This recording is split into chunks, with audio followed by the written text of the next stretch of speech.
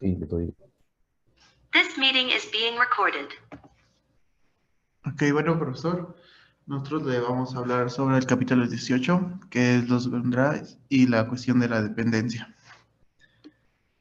Bueno, en el primer punto, en el capítulo 18, bueno, es más como una introducción que nos dice que este primer punto nos habla de la cuestión y no de una teoría que en prácticamente todos los continentes, la cuestión de la dependencia trajo un debate que ponía en cuestión a los países periféricos, que son los países con altos niveles de desempleo y pobreza, pero también a los países centrales, que estos países son desarrollados y con una sólida economía.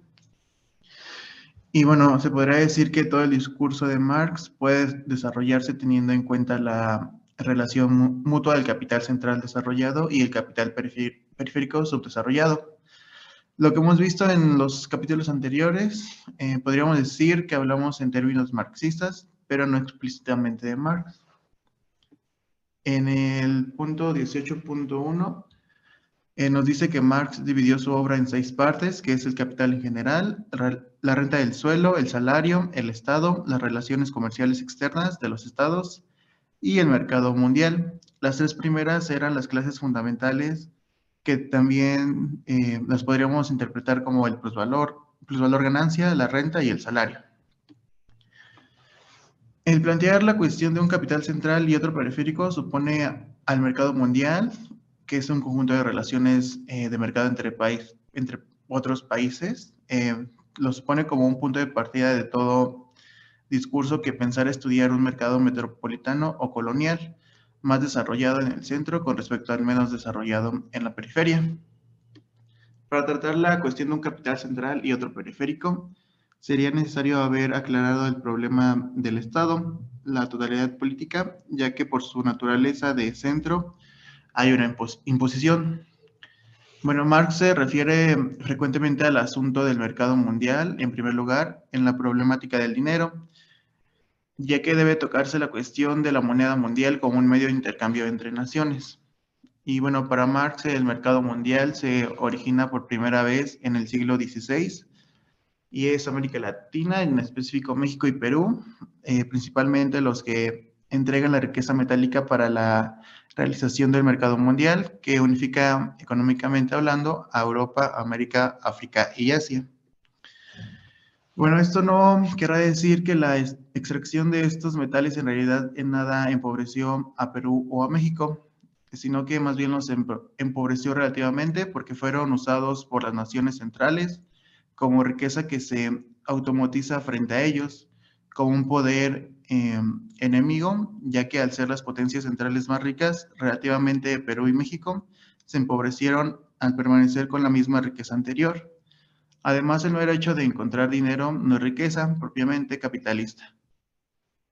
Y para Marx, los siglos XVI y XVII eran etapas dinerarias, donde el capital aún no es propiamente capital, pero donde un cierto capital va abriendo camino a la acumulación primitiva. El dinero funcionaba como dinero y no propiamente como capital. Dicho dinero no era fruto de la realización de un producto de trabajo objetivado, sino simplemente dinero encontrado, que podríamos llamar simplemente como un tesoro.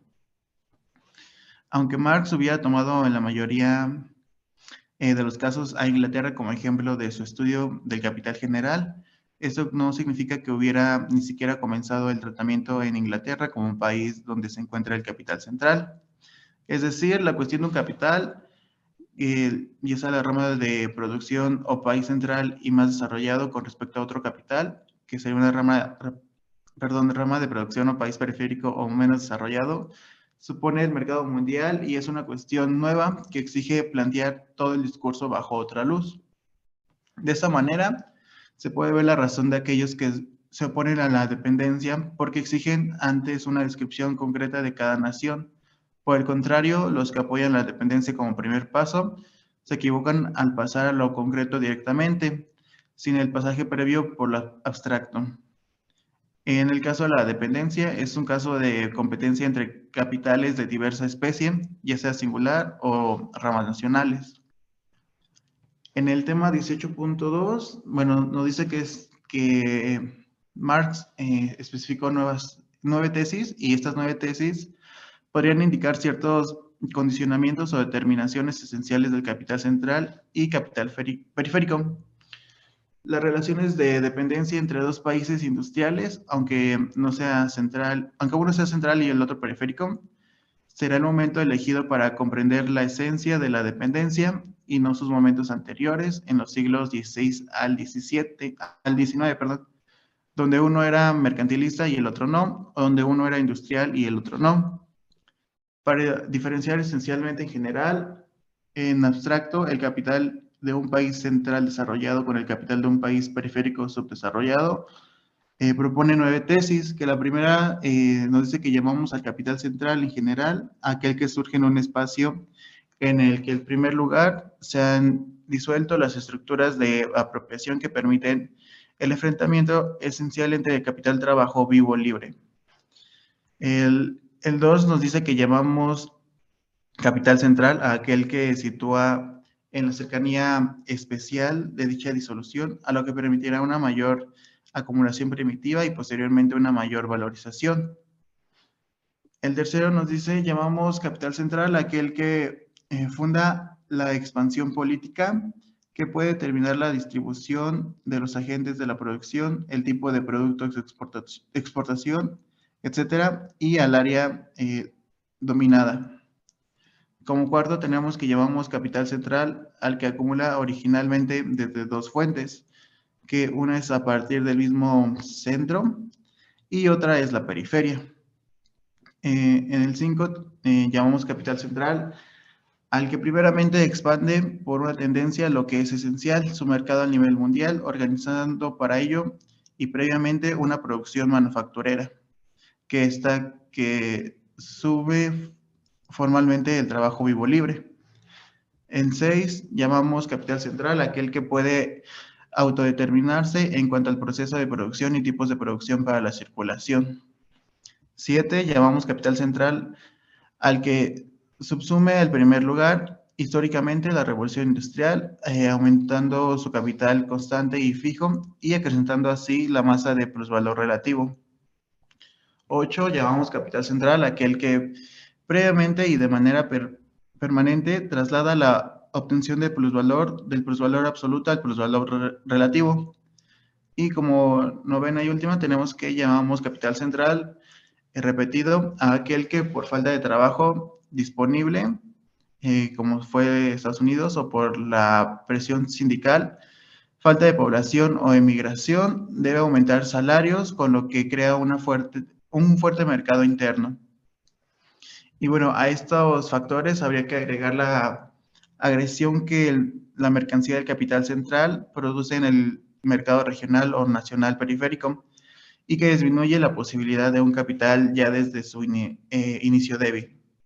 Y que a todas esas tesis hay que resumirlas en una definición esencial en general de la relación de competencia entre el capital central y periférico, situándola tanto en el nivel de la producción, que es un momento esencial, como en el de la circulación o el intercambio, que es un momento superficial o fenoménico. El 18.3 nos menciona que en este punto el capítulo se repasa por una y en orden las determinaciones del capital en general, en concreto el capital central y el capital periférico. La diferencia en las condiciones de determinaciones originarias del capital central y del capital periférico se nos marcan en este esquema que nos dice que las condiciones y supuestos diferentes se dividen en dos, que será el capital central y el capital periférico, que a su vez el capital central se convierte en dinero central y pues el capital periférico se convertiría en dinero periférico, pero el dinero central se dividiría en salario central y medios de producción central, mientras que el dinero periférico se divide en salario periférico y medios de producción periférico. Y como en lugar donde aparecerá el capital periférico, la solución de los modos de apropiación precapitalista no se produjo desde su propia lógica, aunque en dicha lógica haya violencia interna, como en el caso de la legislación agraria inglesa desde el siglo XIV, pero era inglesa, sino por violencia externa, esto que se nos menciona en la tesis número 3. y se dará ya en su nacimiento un capital débil con mayores contradicciones que en el caso del capital central y asumiendo modos de producción y apropiación no capitalistas. Bueno, el capital central no solo acumula más dinero, ya que lo extrae de su periferia colonial, sino que además acumula dinero desde la disolución de sus propios modos anteriores de apropiación. Entonces hay sobreacumulación en el centro y minusacumulación del capital en el periférico, y eso se nos menciona en la tesis número 4. Y bueno, continuamos con el 18.4. Bueno, el 18.4 nos habla del capital desarrollado y el capital subdesarrollado dentro de un proceso productivo. La dominación que tiene, ya sea central o periférico del capital, nos habla de que va de acuerdo a la relación que tenga con la condición de la existencia espacial.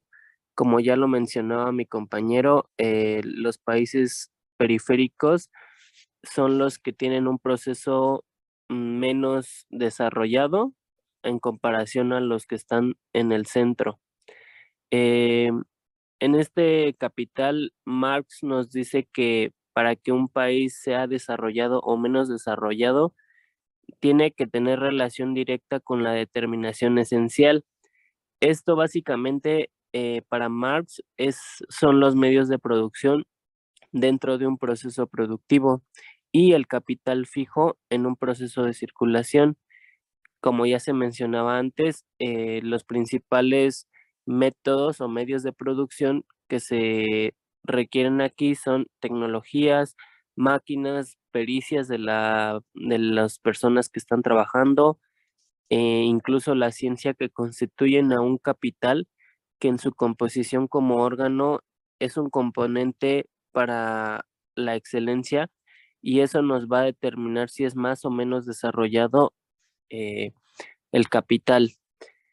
Es un punto importante aquí, es que debido a que hay una sobreacumulación, o bueno, más bien una existencia mayor de dinero, eh, la, la historia tecnológica nos dice que no hay un progreso cuando se hace un invento, sino en el momento que el capital lo subsume o realmente lo usa, es cuando el capital se obtiene un descubrimiento y se incorpora para tener un mayor desarrollo.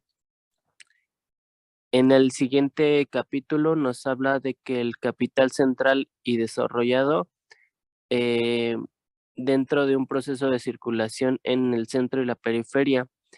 Esto habla básicamente de que el capital se crea, en el capital central, perdón, se crea un mercado mundial, y esto se asigna ya sea por cuestiones políticas o militares, el lugar a cada uno de los capitales a nivel internacional de la producción y el intercambio. Igualmente, algunos productos no pueden vincularse al mercado mundial de acuerdo a la lejanía que tengan del capital periférico. Esto, como ya lo habló mi compañero, hay países que están muy lejos del centro. Básicamente el centro se toma como Europa, y de ahí países que están alrededor son los que se toman como la periferia.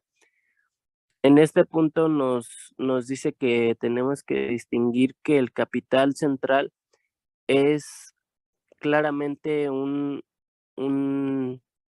una totalidad económica dentro de los países o las naciones centrales del capitalismo, y que por lo general los defensores de los detractores de la dependencia no se han realizado en una distinción fundamental. En este punto nos hace referencia a la circulación de productos, ya que algunos productos no pueden ser del todo eh, puestos en circulación, justamente por lo que les comentaba de la lejanía que tienen con los países centrales. Entonces, al algunos países no tener una circulación de sus productos es lo que debilita o se toma como punto de vista un país o un capital subdesarrollado. Em, Igualmente esto distorsiona el proceso del capital, ya que lo debilita o lo desvaloriza. Y por último, en el punto 18.6 nos habla de la cuestión popular.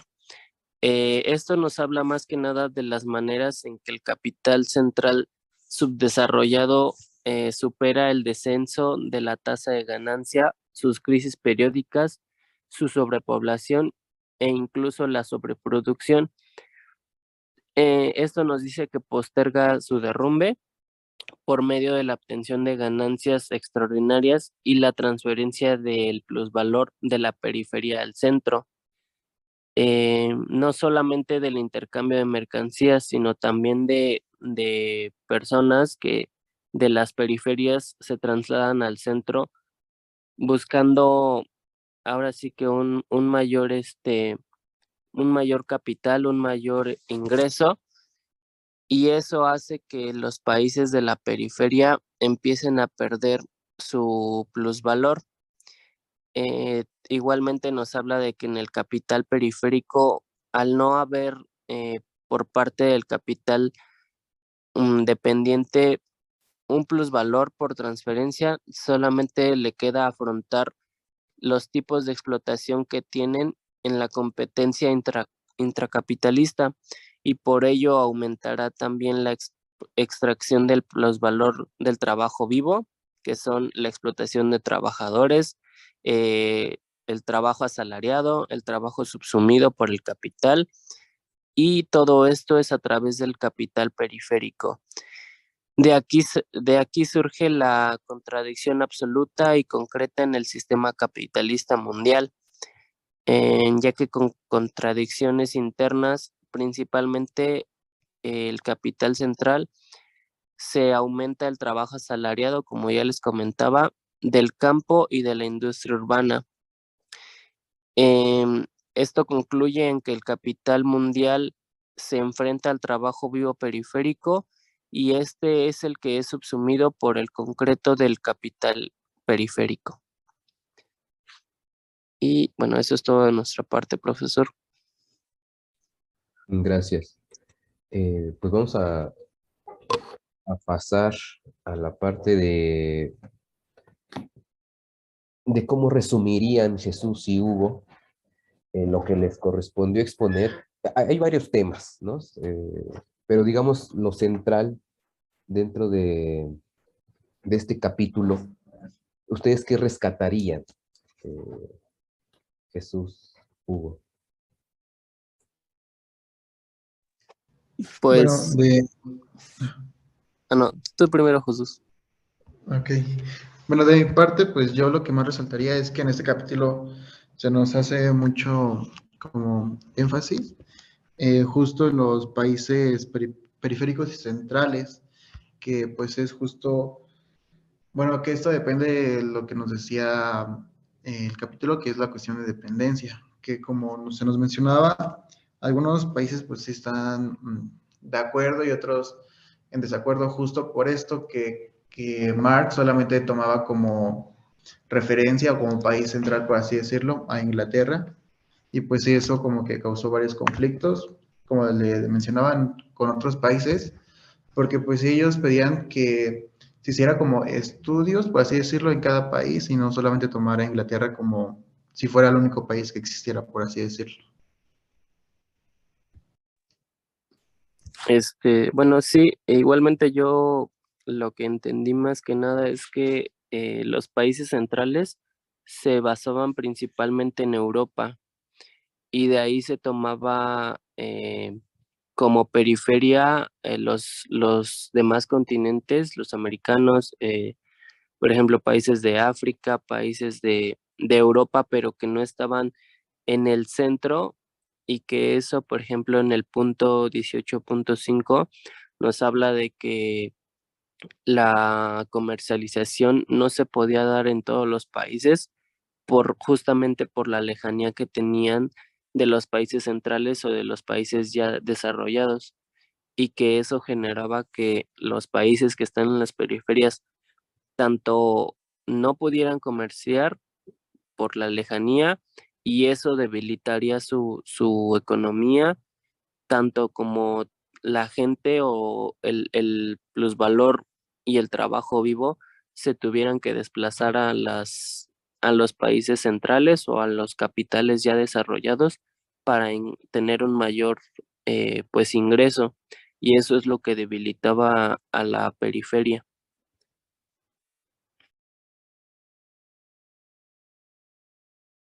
Gracias. Sí, sí, sí, son los grandes temas. El gran tema es esto, centro-periferia, y cómo en cuestiones concretas, digamos, de las inversiones y todo lo que implica el capital, cómo los capitales periféricos están, en qué situación se encuentran con respecto a capitales centrales y cómo el capital circula o se funciona a partir de esta relación, ¿sí? Dentro de las preguntas, ¿dónde se atoraron?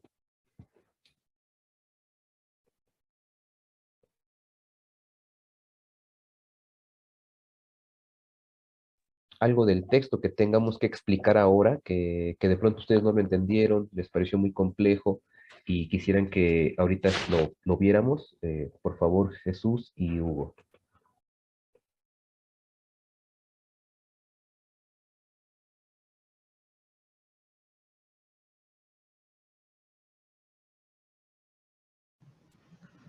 Bueno, profesor, por mi parte creo que no, creo que todo sí me quedó como que muy bien entendido. Igualmente yo, profe, realmente no, o sea, sí te lo aclara muy bien el texto en cuestión de que pues los temas que dijimos son un poco claros.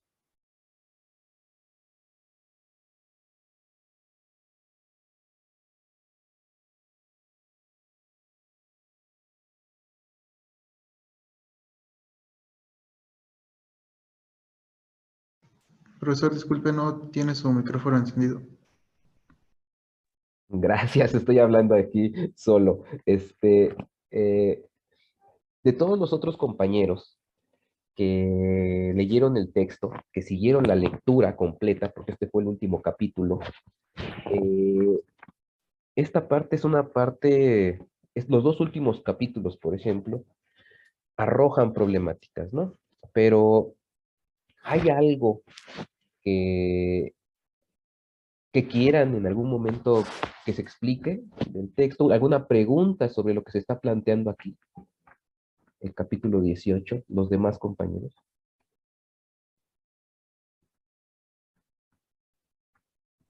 Sí, a mí sí me gustaría que explicara un poquito más lo que es la tesis 2, porque como que se me complicó entenderla en sí. Entonces, si usted la pudiera aclarar, estaría perfecto. Gracias. Sí, sí, sí, ahorita lo aclaramos, Alejandro. Tesis 2. Bueno, vamos a comenzar precisamente, gracias por... ¿Alguien más? ¿Alguien más? Con plena honestidad, compañeros, no es necesario que seamos expertos. Todos estamos introduciéndonos apenas al capital. Es una introducción al capital. ¿Alguien que quiera que se aclare de este capítulo algo?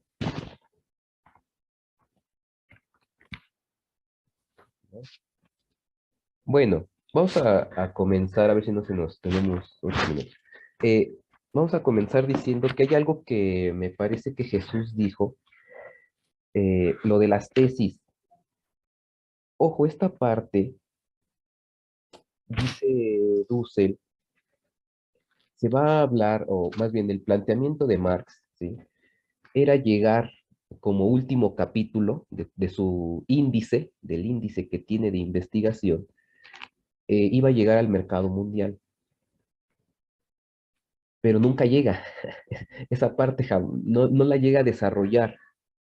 Si se presupone o se menciona a lo largo del Capital y de los escritos que tenemos aquí en los Grundrisse, es precisamente que se menciona el mercado mundial, pero no como algo temático a desarrollar, sino se menciona porque es necesario en ese momento mencionarlo para dar idea de, del mercado mundial, que además es pasar, digamos, de la abstracción de la mercancía, de la abstracción de lo que es el dinero, el valor, a colocar todo esa cadena de categorías, es después volver a situarlo en el mundo, en una totalidad concreta y compleja, pero ya con esas categorías se podría explicar. Entonces el mercado mundial se podría explicar una vez atravesando todo el marco categorial, todo el andamiaje categorial, y después aterrizar en cómo funciona ya en concreto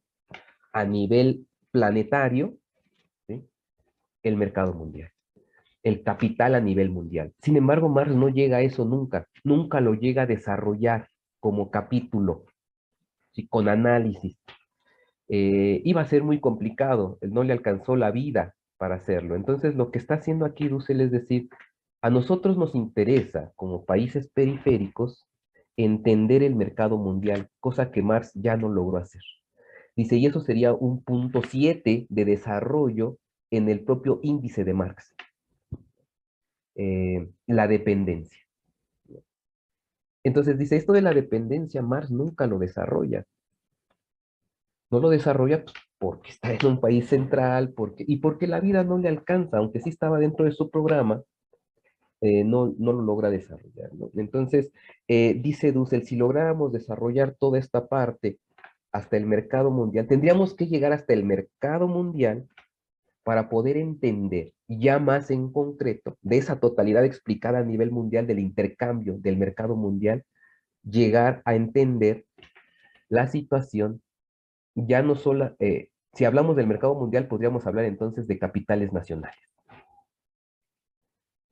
Esos capitales nacionales, entonces, ¿sí?, podríamos analizarlos analíticamente como Marx lo haría, es decir, separando a la nación, separando sus medios de producción, abstrayendo, ¿no?, cómo funcionan los mercados internos, las ramas de la producción, analizarlo en un determinado país y después en otro, o en otros países. Y en esa medida, después podríamos entender, pasar al entendimiento nuevamente de una totalidad de cómo funciona el mercado mundial. Ahora sí explicado por nación. Entonces implica un desarrollo del mercado mundial del capítulo 6 a los mercados o a la dependencia nacional. Marx nunca lo logra desarrollar. Entonces dice Dussel, es por eso que hay que, dentro del propio discurso de Marx, con sus categorías, pasar a ese nivel, porque eso es lo que a nosotros, a final de cuentas, nos debería de interesar. Es decir, tratar de entender la realidad en la que estamos, como países, en qué situación de país estás, y tratar de entender por qué el capitalismo, y por qué en algún momento un país como el nuestro, México u otra nación, no puede competir con los grandes capitales centrales. Y no puede competir, y por lo tanto políticamente sería absurdo hacer un tratado de libre comercio. Y ahí tiene implicaciones políticas, ¿no? Más o menos, ese es, porque por ahí decía Jesús, Marx hizo unas tesis y las pone aquí, y no, estas tesis las desarrolla Dussel a partir del discurso de Marx. Como si fuera Marx el que las escribiera, pero no las escribe Marx, es la continuación del discurso, la continuación del análisis que el propio Marx no alcanzó a desarrollar, y tampoco podría. Imagínense nosotros que vivimos en estos países, como los que estamos viviendo, para adaptarse a un otro país, imagínense que Marx de pronto dijera, ¿saben qué? Sí voy a tratar de entender el capital desde México, desde la ciudad, ¿no? Desde Iztapalapa, ¿no? Por ejemplo. Entender desde esa realidad, y me voy a ir a México, a Iztapalapa, a vivir un largo proceso para tratar de entender la cultura y cómo funciona el capital en esta zona. No le alcanzaría la vida. Entonces, aquí de lo que se trata es, una vez con los instrumentos que tenemos de Marx, situémonos en nuestra realidad y tratemos de pensar ahí y desarrollar ahí el propio discurso que Marx no alcanzó a lograr. Pero estas son es una guía para decir, tampoco nos perdamos en el simple análisis, análisis superficial, sino que metódicamente, a la manera de Marx, hagamos ese análisis con sus propias categorías como continuidad de la crítica, desde situaciones, por ejemplo, de México, Argentina, Brasil u otros, ¿no? El África, el Asia, y desde sus propias realidades culturales, y tratar de entender la relación del ser del capital, que es el valor, cómo se transfiere, cómo pasa, cómo circula a nivel mundial, porque lo hemos estado analizando hasta ahorita, hemos estado analizando a nivel, digamos, abstracto, el sujeto que trabaja, el trabajo vivo, el capitalista que paga,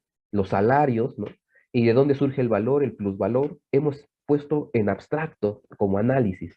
Ahora se trataría de pasar a lo concreto, en la situación real, pero ya con todas estas categorías, y tendríamos que explicar nuevas categorías o precisar nuevas categorías en la misma línea de Marx que Marx no alcanzó a desarrollar y que quizás no podría desarrollar por su cultura, por su contexto, y que quizás las categorías que nosotros pudiéramos utilizar son válidas en cierta región o nosotros creemos que pueden ser universalizadas, es decir, que esto que estamos planteando puede ser para el África, para las colonias del Asia, ¿sí? Para las Polinesias, ¿no? Estos otros lugares, ¿no? Que pueden retomar este discurso que nace desde acá, desde un país como el nuestro, ¿no? Bueno, esto para empezar. Dice que tengo un minuto, entonces, para que no se me cierre, vamos a comenzar en 5 minutos a las 7:50 y ya vamos explicando este texto.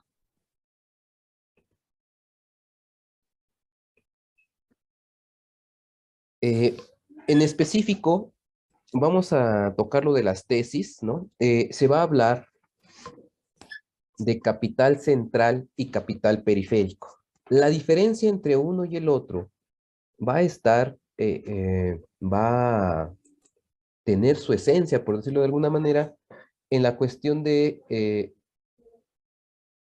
la capacidad orgánica, le llaman, del capital. Es decir, el desarrollo de la tecnología.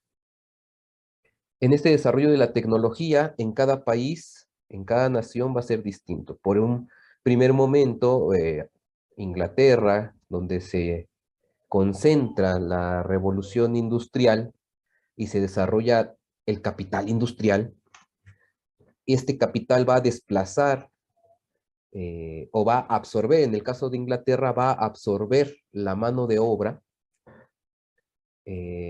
y la máquina va a producir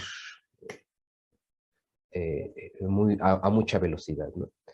Entonces, lo que hay como consecuencia es de que hay un desarrollo en la ciencia y en la tecnología para la velocidad o para la fuerza productiva, para la industria. Y entonces se tiene que invertir en universidades. Y estas universidades lo que hacen es un desarrollo de la ingeniería para que cada vez las máquinas tengan mejor producción. Cosa que en países como los nuestros en la misma época no se está dando, porque no es un capital originario, no surge dentro de su propio desarrollo. Quizás en Inglaterra o en Europa, el desarrollo de la propia civilización o del propio impulso de su tradición los lleva a tener, porque se habla de que en Inglaterra no había mucha mano de obra, y en ese sentido se desarrolla la maquinaria, y por eso queda absorbido el trabajo vivo. En ese sentido, en su propio desarrollo de su propia cultura, de su propia nación, de su propio desarrollo, se empieza a... es el germen, digamos, de lo que va a ser el capital como sistema. Pero en el caso de otros países, no se tiene ese desarrollo, porque se vive en otra cultura, se vive de otra manera, es otro sistema, ¿no? Entonces, cuando llega el impacto, digamos, del capital industrial a las colonias, en este caso América, todas sus colonias, ¿no? Tanto de Portugal como de España, estas colonias están en otro sistema de comercio, es otro sistema, ¿no? Entonces, cuando empieza a impactar la revolución industrial en estos países tienen la necesidad de empezar un desarrollo capitalista, pero que no surge de su propio desarrollo cultural, sino que se impone ese sistema como necesario para que subsista el sistema capitalista. ¿Esto qué quiere decir, no? Si no existe la precondición, por decirlo de alguna manera, o la condicionante de la invasión europea y el saqueo del oro y de la plata de estos países, si no se hubiera dado ese suceso histórico y no hubiera sido de tal magnitud, Europa, Inglaterra y Francia no podrían haber desarrollado un capital, no podría haber una acumulación originaria, sino que tuvo la necesidad previa de este tipo de invasión y de violencia. Entonces, claro, sumergen, de donde surge, digamos, el oro y la plata, sumergen estos países en la miseria, en la pobreza, ¿sí? De un capitalismo mercantil. Y después, en el siglo XVIII, se desarrolla el capitalismo industrial, pero ya van varios siglos en los cuales han sido explotados, han sido saqueados todas las colonias, ¿sí? Han sido llevadas a un nivel de tal punto que difícilmente se está pensando en crear una universidad para la tecnología, se está pensando en armas para la liberación, ¿sí? Para la emancipación. Y de ahí viene Hidalgo, ¿no? Morelos, San Martín en Argentina, Bolívar. Digamos, mientras unos están pensando en hacer investigación en universidades científicas para la tecnología, otros están pensando en las armas para la liberación. Son dos condicionantes distintas y es parte del mismo fenómeno. ¿Sí? Es parte del mismo fenómeno. Ambos acontecimientos que se están dando a nivel histórico, ambos acontecimientos son del mismo fenómeno, el capital. Entonces, cuando va pasando el tiempo, el capital periférico, digamos, las periferias, las colonias, no han desarrollado industria. Y por lo tanto, la producción contiene más valor, más tiempo de trabajo. Y en el mercado, cuando ya se enfrentan en el mercado con el capital industrial, estas mercancías tienen que venderse por debajo de su valor en el mercado mundial. ¿Sí? Y aquellos, por ejemplo, que tienen un capital industrial, pueden vender la mercancía por encima de su valor. No es lo que vale, sin embargo, pueden venderlo por encima y hay una transferencia de una nación a otra de plusvalor. Todo esto es a nivel teórico formal. A nivel material es intercambio de vidas de los trabajadores, por ejemplo, de estas tierras con los gente que está en los capitales centrales. Esto le va a llamar capital central y capital periférico, ¿no? Entonces, decían de la tesis 2, ¿no? Pero vayamos por la 1 para después ver la 2, que es lo que nos estaban preguntando. Tesis 1. ¿Hasta aquí queda claro más o menos cómo está lo del capital central y capital periférico? Sí, profe. ¿Sí? ¿Hasta ahí va bien? Bueno. Entonces, dice, llamamos capital central en general, ¿no? Cualquier capital en general, capital central en general, en ese nivel, a aquel que surge en el espacio en el que, en primer lugar, se han disuelto las estructuras de apropiación que permiten el enfrentamiento esencial entre capital, trabajo vivo, ¿sí? Aquel momento originario, en ese tiempo, en ese espacio, en una Europa medieval, que está dejando el sistema feudal y algunos sujetos son arrojados fuera del castillo y esos que están arrojados fuera del castillo van a empezar a ofertar su trabajo y va a empezar a surgir, digamos, la burguesía, ¿sí? Llamamos capital periférico al que se le impone coactivamente el enfrentamiento capital-trabajo libre. No surge por este momento histórico del feudalismo que arroja sujetos fuera del castillo donde hacen mercados para intercambiar. Este desarrollo que se va dando en Europa, al menos en estas zonas de Europa, no es lo que está sucediendo en otras regiones. Y dice, es el capital periférico va a ser aquel que se le impone ese sistema, ¿sí? Pero no como fruto de una evolución histórica propia. La lenta disolución de los diversos momentos, de los modos de apropiación preburgueses, ¿no? Esta idea de que el sistema feudal o el mercado feudal, la producción feudal, poco a poco con el desarrollo del tiempo, se va a ir, hay una disolución de esas formas y va a surgir también lentamente eh, el modo de ser capitalista, ¿no? El modo de ser burgués, esta idea del incremento de la tasa de ganancia, ¿no? La lenta disolución de los diversos momentos de los modos de apropiación preburgueses se comienza en un espacio geográfico, ¿sí? Geopolítico, histórico, social, y esto está determinado, está en el tiempo, está sucediendo en determinada región. Centro Europa desde el siglo XIII. En este espacio-tiempo se origina el capital central. Todos los demás espacios serán periféricos y lo serán porque temporalmente, históricamente, no se produjeron las condiciones para dicha originación, ¿sí? El momento originario. Y después viene la tesis 2, de lo que habla, lo que decía el compañero, ¿no? Dice, tesis 2, ¿no? Llamamos capital central a aquel que se sitúa en la cercanía espacial, ¿sí? De dicha disolución, condición externa de existencia positiva, lo que permitirá una mayor acumulación primitiva y posteriormente una mayor valorización, en contraposición con, llamamos capital periférico, el que se sitúa en la lejanía de dicho lugar, determinado como condición externa negativa, el tipo de producción y una mayor desvalorización.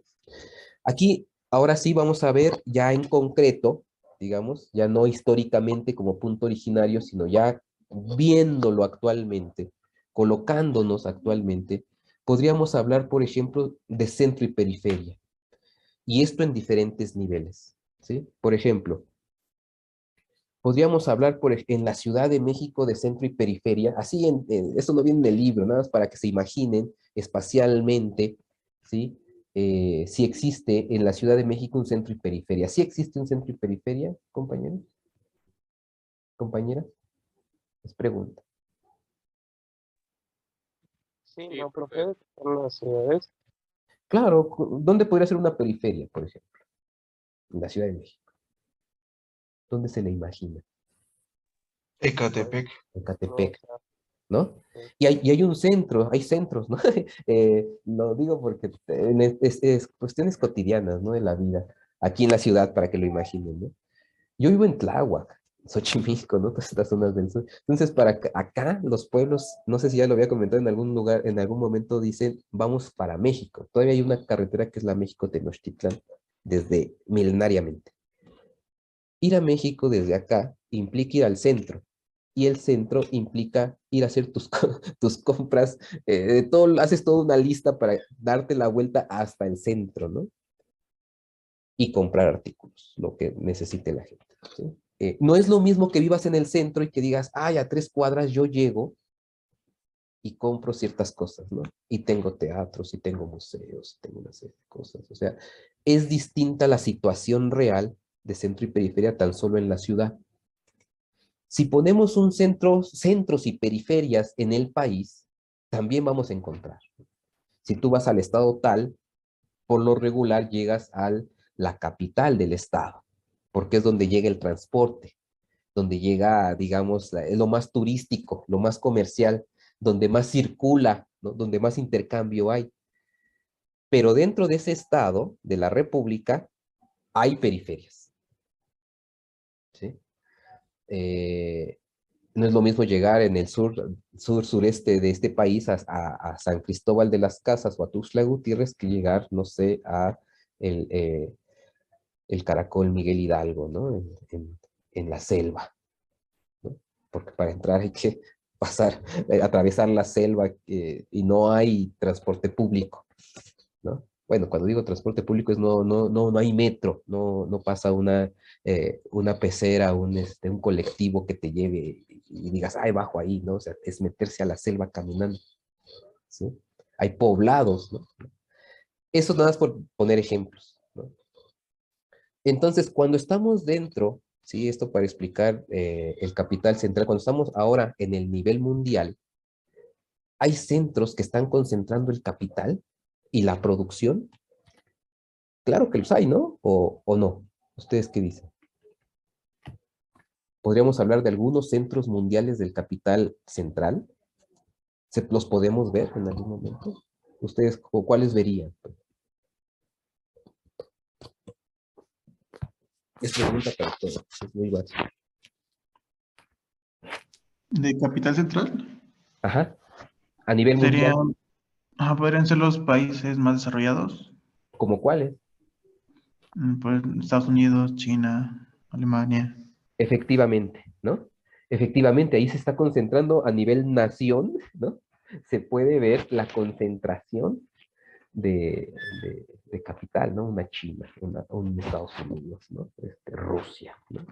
Entonces, cuando estamos hablando de este tipo, por ejemplo, ¿dónde se está produciendo la tecnología de punta, ¿no? La tecnología para que tengamos una computadora, ¿dónde se están produciendo? Pues en estos grandes centros, ¿sí? De investigación, de desarrollo tecnológico, de investigación, y todo eso que se está produciendo allá como investigación en estos países, nosotros llegamos tarde a esas investigaciones.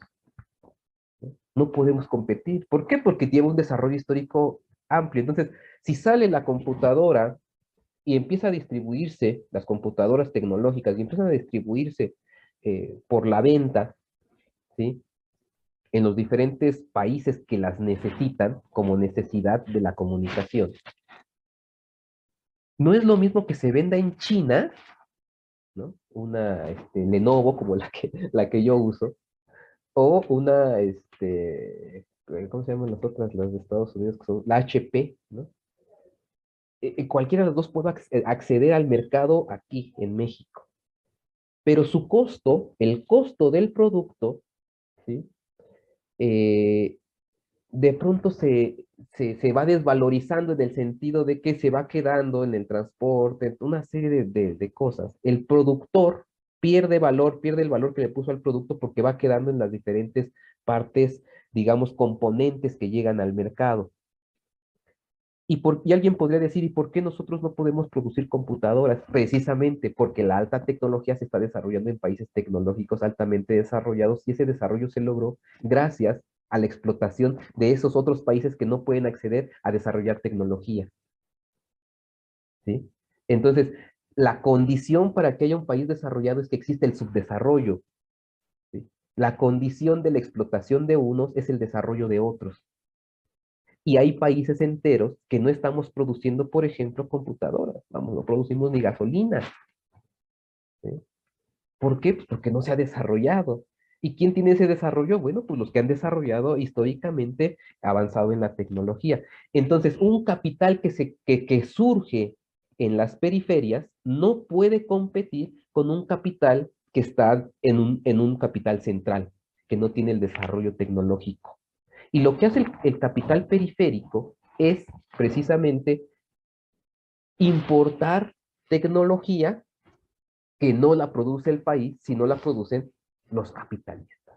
Entonces es un negocio redondo. Por todos lados el capitalista gana. Si tú quieres desarrollar, primero te impongo el sistema para que te hagas capitalista y después te vendo los instrumentos para que el capitalismo surja en esa región. Pero no se puede competir porque yo tengo que capacitar para que manejes esa máquina, para que manejes esa producción. Entonces necesitas de mí. Y es todo un círculo, ¿no? Entonces podemos volver a leer, ¿no? A ver si esos ejemplos ayudan un poco, ¿no? Llamamos capital central aquel que se sitúa en la cercanía espacial, ¿sí? De dicha disolución, es decir, donde surge el capital originario, en estas ciudades originarias, en el sentido de que ahí se comienza a ver la transformación hacia un sistema distinto de producción, ¿sí? De consumo, de intercambio, de economía. Entonces, llamamos capital periférico al que se sitúa en la lejanía de dicho lugar, ¿sí? Entonces, en Inglaterra está muy lejos, no sé, del África, por ejemplo, algún país africano, ¿no? No sé, de la Patagonia chilena. Espacialmente, ya mundialmente está muy lejano. E intercambiar un producto de manufactura de otro sistema, ¿sí? Por ejemplo, desde Chile, ¿no? transportar, no sé, un maíz, ¿no? Desde México, jitomate o el cacao, ¿no? Transportarlo hasta Europa, no conviene, se echa a perder. ¿Sí? Y entonces lo que se hace es trasladar plata y oro, ¿no? Que es muy pequeño y se puede transportar y tiene mucho valor contenido porque pues se están extrayendo de las minas de acá, ¿no? Y ese valor contenido es prácticamente gratis porque la gente que está extrayendo el oro y la plata de Potosí en Bolivia y de Zacatecas en México implica muerte porque no les paga nada, porque el sistema antiguo en los incas era la mita, ¿sí? Es que era algo así como llegaba alguien y el pueblo tenía que aportar a una persona para que fuera a la mina, y aquel que tenía que ir a la mina sabían que era la última vez que lo veían porque se iba a morir, o sea, prácticamente la gente se moría sacando el oro y la plata. Ese tipo de extracción de vida humana, de trabajo vivo, todavía no es capitalista. No se le está dando un salario. El salario se va a dar en la ciudad, a alguien que está fuera del castillo y se está ofertando, ahí se está dando el salario. Pero eso es simultáneo. Simultáneamente hay otro sistema que se está viviendo, la extracción de oro y plata. Y ese oro y plata no se le está dando un salario a las personas que se morían, o sí, que se morían en las minas. La población tributaria tenía que tributar de alguna manera personas que sabían que iban a morir para que fueran a la mina. Y ese tiempo de trabajo, ese trabajo vivo, no se remuneraba, ¿no? Esto, momento, y el de en el centro europeo, son condiciones totalmente distintas. Entonces, una vez que se ha acumulado el capital en Europa, empieza a haber un mercado europeo mundial, capitalista, y lo que se produce allá, mandan mercancías, y lo que se produce acá implica que tiene que revolucionar de alguna manera la manera de producción para que los productos puedan competir en un mercado mundial. Entonces, el periférico está obligado de alguna manera, para seguir subsistiendo, está obligado de asumir, subsumir tecnología del país capitalista, de incorporar sus prácticas y desarrollarse como capital, pero siempre va a ser periférico, siempre. Entonces ahí podremos ya leer, llamamos capital periférico el que se sitúa en la lejanía de dicho lugar, determinando como condición externa negativa el tipo de producción y una mayor desvalorización. No es lo mismo, nuevamente, que te vendan la computadora en China, directamente en la fábrica para la población china o norteamericana, que te vendan la misma computadora miles de kilómetros de distancia. Eso serían capitales periféricos, los que están lejos de la producción, ¿sí?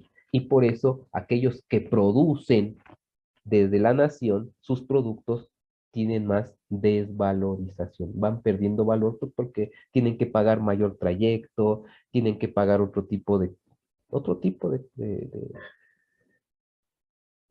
medios para que se logre llegar al mercado. No sé, dije algo. Alejandro, me parece que era Alejandro el que preguntó. No, digo que ya no Sí, está. Aquí profe. está. ¿Se aclaró? Sí, ya me queda más claro, porque de primera sí lo intenté comprender precisamente porque, como usted comenta, no es algo que viene directamente de Marx, sino ya lo está como intentando explicar en este caso Dussel, y sí me hizo ahí como complicada el poderlo entender, pero ahorita ya con esto ya queda un poco más claro, profe. Ya. ¿Alguien más que tenga dudas con respecto a lo que se explicó? Prácticamente lo que estoy diciendo redondea un poco todas las cuestiones de las tesis, ¿no? ¿Alguien más que tenga alguna duda, algún comentario?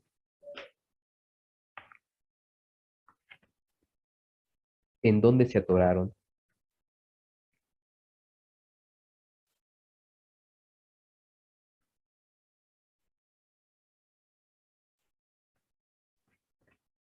¿No? Bueno, voy a, a leer, me parece que es la síntesis en la página 385, ¿sí? De lo que podríamos ya tener después de las tesis que, digamos, se están dando por, si nosotros las nombramos, ¿sí? Es para, si, es que quiere decir que deben de tener un tipo de realidad. Y se nombran estas tesis, ¿ustedes las han visto? Bueno, por eso yo les pregunto, esto que se está diciendo en abstracto como teoría de capital central, capital periférico, ¿sí lo logran percibir que está ahí, por decirlo, en estos conceptos? ¿Sí logran darse cuenta que tiene una realidad? O sea, que no se está hablando al aire, no se está hablando de una manita que pone a unos ricos y a otros pobres, se está hablando de algo real, esto está sucediendo. Y lo que se intenta hacer con estas tesis es precisamente que se muestre ante los demás que la contradicción centro y periferia también es parte del análisis de Marx, que esto es lo que quiere decir Dussel, ¿no? Es decir, esto de centro y periferia lo desarrolla Dussel, pero ya Marx lo tiene desarrollado, y hay citas por ahí, ¿no? No desarrollado, lo tiene mencionado, y hay citas, ¿no? Quiero leer lo que dice aquí, si ella es Dussel, dice, llamo capital central desarrollado a aquel que en el nivel de la producción, ¿sí? En la esfera de la producción, integra relativamente mayor capital constante, ¿sí? Medios de producción que variable. Es decir, que invierte más en tecnología, ¿sí? Obteniendo así un producto con menos valor porque tiene menos tiempo de trabajo contenido, ¿sí? Objetivado. ¿Por qué? Porque la máquina hace el mayor trabajo y la mano de obra se reduce a uno o dos obreros, no sé, ¿no? A menos tiempo de trabajo. Al poner dicho producto como mercancía en el mercado del capital periférico, ¿sí? Porque ya no solamente venden el capital central, su mercado central, sino que ahora los productos los importa, los lleva al capital periférico, menos desarrollado.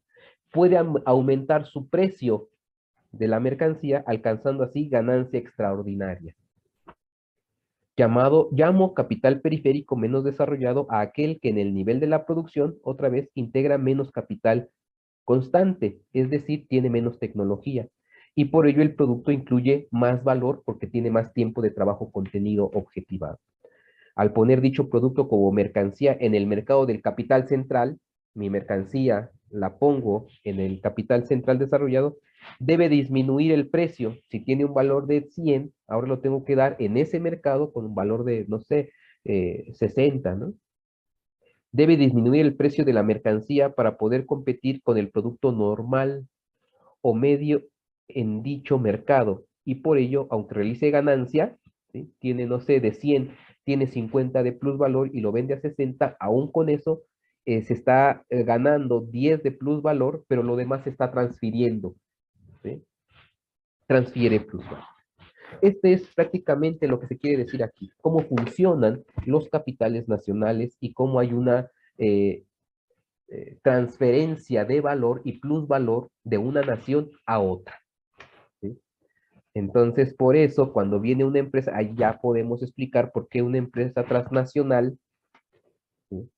Se instaura en el país, absorbe materia, trabajo vivo, mano de obra, pero además en el salario puede pagarla a menor cantidad. El salario es menor en los países periféricos, ¿sí? En los capitales periféricos, como capitalista, yo podría en algún momento pagar salarios más bajos que los que pago en los centros donde se está produciendo. Entonces, ahí, por ejemplo, ¿sí? Ya estoy como capital que puse una transnacional, mis productos, ¿sí?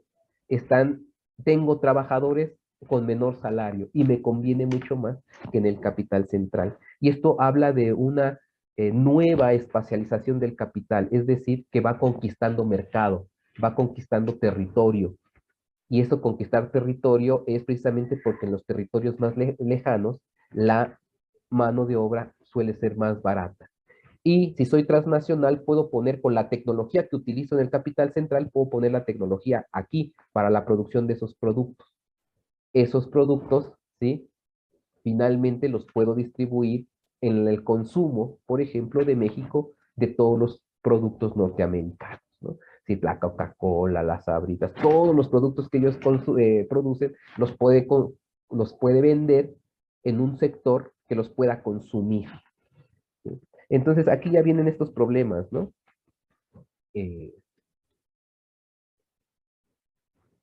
Bueno, ¿cómo vamos?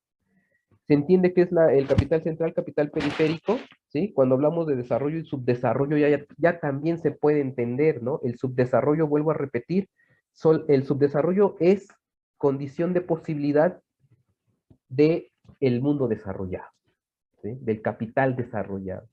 El capital desarrollado es gracias al subdesarrollo de los países como los nuestros. Entonces, cuando venden la idea de que tú échale ganas como país y sigue nuestros pasos para que seas después un capitalista como nosotros, es totalmente falso, ¿no?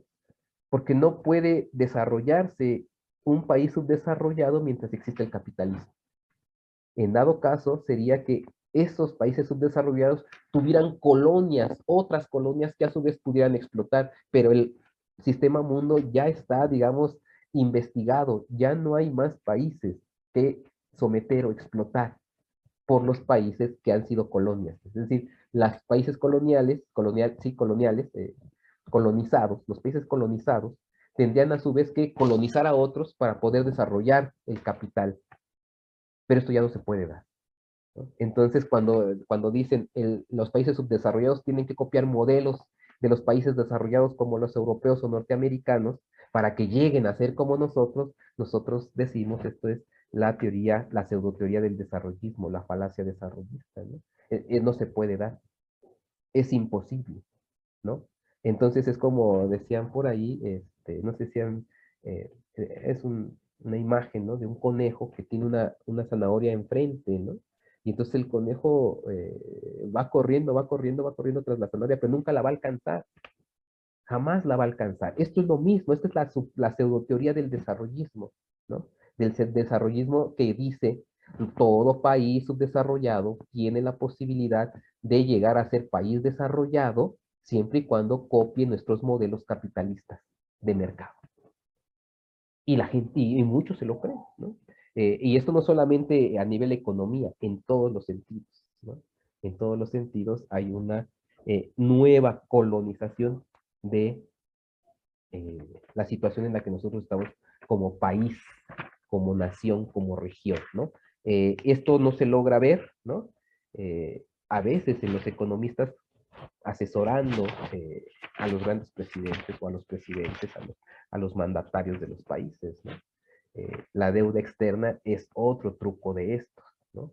El pedir dinero para invertir, desarrollar ¿qué? ¿No? No puedes competir ante eso, tus productos no pueden competir en la libre competencia del libre mercado, por lo tanto, la idea del libre mercado tiene que ser regulada políticamente. No hay libre competencia, esto es totalmente falso, ¿no? Un producto que se hace en México, unos zapatos, no puede competir con productos que se hacen en Norteamérica, aquí en la frontera. En un mismo mercado va a perder el capital nacional, ¿sí? Y en algún momento van a surgir productos norteamericanos que se fabrican dentro de la nación. Eso no quiere decir que la nación esté produciendo. Aunque las empresas estén dentro de la nación, no quiere decir que esos recursos que sacan de la nación, ¿sí?, sean para la nación, sino que son una especie de capital, le llaman capital golondrino, entra, se consume, pero ese capital sale fuera, no se queda en el país, ¿no? Y esto es a lo que le apuestan la libre empresa, ¿no? Cuando dicen que vengan los grandes empresarios y que inviertan las grandes mineras, una serie de cosas. Esto es lo que pasa, sí, con los medios explotan la tierra, explotan la mano de obra, sacan la riqueza y se la llevan. Y esto se hacía en el siglo, cuando llegaron la invasión europea, la invasión ibérica, era lo mismo que hicieron. Es lo mismo que sigue pasando. Cuando se habla de abramos las fronteras al libre mercado, a los empresarios del mundo, porque ellos son los que van a desarrollar este país, es falso, es un discurso totalmente falso. Y esto se logra ver desde este capítulo, ¿no? Entonces, ya al final se habla de la cuestión de una cuestión que está a debate No está a debate ahora, en aquel momento estaba a debate, hoy ya es una verdad que se da, ¿no?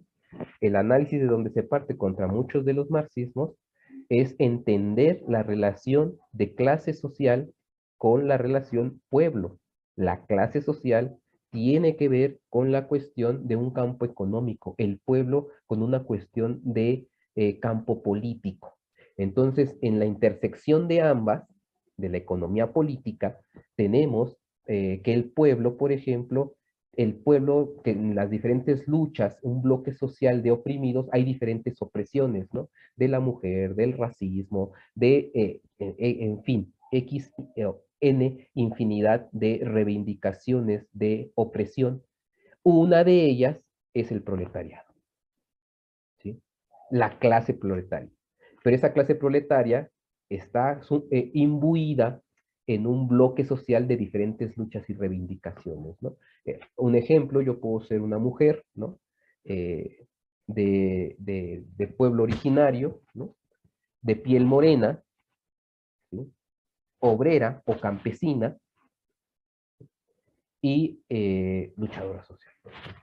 Entonces ahí tenemos la exclusión o la opresión de la mujer, tenemos la opresión, digamos, de clase social como obrera en una fábrica, tenemos la opresión del color de la piel, y todo esto, estas luchas reivindicativas, es el bloque social de los oprimidos, más en la tendencia de Mariátegui, un peruano, y en la tendencia análogamente comparativa con Gramsci en Italia. Y dice, la categoría pueblo la usa Mao, la utiliza Lenin, la utiliza Fidel Castro, y esta categoría de pueblo subsume a la categoría clase social, ¿no? Y entonces ahí hay un descentramiento porque dice Marx mismo, está hablando del pobre en singular y del pueblo en plural, ¿no? Entonces hay una categoría política que es la de pueblo, que hay que entender más ampliamente, y la categoría clase social no está en pelea o en discusión con la clase pueblo, porque el pueblo en todas sus reivindicaciones subsume a la lucha de clases. No está peleada, simplemente que es una lucha más entre muchos otros. ¿Esto por qué? Porque cuando hablamos de la cuestión revolucionaria, antes se hablaba del sujeto histórico, y el sujeto histórico era el proletariado en el marxismo ortodoxo. Aquí se está diciendo, sí, el proletariado es una parte de ese sujeto histórico de la revolución, pero no es el único. Hay reivindicaciones como, otra vez, la lucha de las mujeres, la lucha del racismo, del color de la piel, de las razas. Hay otro tipo de reivindicaciones que no se agotan solamente con la lucha de clases. Bueno, preguntas hasta ahí, comentarios. Es la última clase, las indicaciones ahorita las digo. Entonces nunca va a haber manera, profe, de que, por ejemplo, un país como el de nosotros le ponga un alto de cierta forma a los capitales centrales de decir, oye, ¿sabes qué? Paga más a la mano de obra. Y aparte, porque algo que me llama mucho la atención es por qué yo tengo que aprender inglés cuando tú vienes a mi país, porque tú vienes a explotar aquí nuestras tierras, nuestros trabajadores, y nosotros tenemos que aprender inglés para poder satisfacerte. Entonces, eso sí me llama mucho la atención. No sé si haya por ahí algún esbozo de tener alguna oportunidad de decir, ¿sabes qué? Paga más y aprende tú el español. Sí, sí hay, pero a nivel político.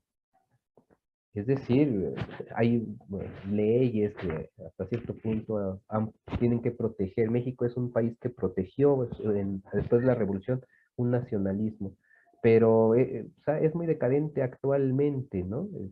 Y es más bien como de reivindicaciones de cierto tipo, ¿no? La invasión que llegan con los franceses y salen los oaxaqueños con el machete a aniquilarlos al imperio, ¿no? Entonces, por ejemplo, ahí hay un tipo de respuesta, pero no es la contundente.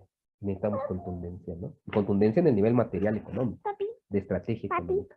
Bueno, se nos fue el tiempo. Ya mandaré indicaciones del trabajo final. Hoy lo subo en Classroom y yo les aviso cuando ya esté. Y ya no va a haber clase. ¿Sale?